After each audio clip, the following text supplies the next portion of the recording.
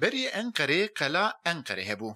دوان دمین داویدا به هزاران گشتیار وک زیارتگاهی که سردانا و قلی دکن. دیروکا و قلی حتی نهاجی با آوایی که زانستی نهاتیه دیار کرن. که اف قله چکریه هیجی و برنینه. للگوری هن پیزانینان تی گوتن کو دما هیتیتیان و اف قله هاتیه درست کرن. د دیروکه دا کتیه بن دستن گلک امپاراتوریا. مت، روما، پرس، بیزانس، عثمانی و هر وکی دن دستلاتدار. دمکی امپاراتوران به لشکر خو ایریشی و قلعه دکرن. لی ایروژی به هزاران گشتار ایریشی و قلعه دکن و دیروکی جاردن دوینا خدا دویجینن. رنگ قلعه انقره به جوش خروش درد که بپش.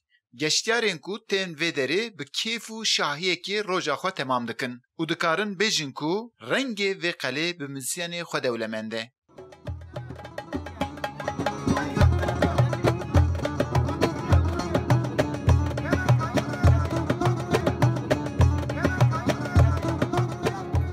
Ankara kale çözüyoruz. ام زاروکین وی کلینه لویری جدایک بون لویری خدمت و ملتی و مروفین خود دکن از مایستروم مل کمان دخم و به هوان خورا لیددم سلاف و ریزان دبیجم سلاف ج امریکا را قلعه انقره به برج درو برج هندر پیکاتیه. ده برج هندر دا 20 بارو یا در دا جی 42 باریو تماشا کرنه هنه. گشتیاری کتن و دره ده دو دریان دا دری روژاوا و دری باکور دا دشین داخل بن. defa Ankara Kalesi'ne geldim. Cara yekemestim qala Ankara. Dimene ve dere gellek civanın jiboku hemu dere Ankara dişin bibinin li ve dere onandın adiro keji gellek civanı. Tiştek ne hatiye gorandın hemu der bi orijinali axwe sekine. Disa ciyeku hatine restore kirin gellek civan de sekine. Kare bi des hatine çekirin gellek bi dilemine. Min ve der gellek haskir.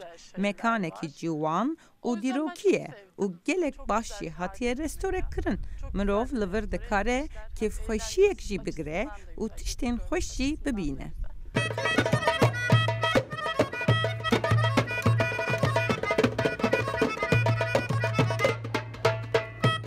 ام آنا ده مرکز قلعه انقره دانه ناوی انقره خوازم چند تشتان بیجیم دو ناوی انقره تی بکارنیم وانا یک انگورایه یا دونجی انگوریه دبیجین کو انگورا جی پیوا یونانی جی انکیراتی معنای تفتکه یادن جی دبیجین کو انگوری یعنی انقره به تری خو بناو دنگه انگوریه انگوری جی د زاراوا زازاکی دا معناوی تریه ام دزانن کو دمکی انقره دبن دستلاتیا دولتا مدیا دا مابو و ناوی ویجی دبیجین کو جی کردی یعنی زاراوا زازاکی تی ایوب دمیر دنگ امریکا انقره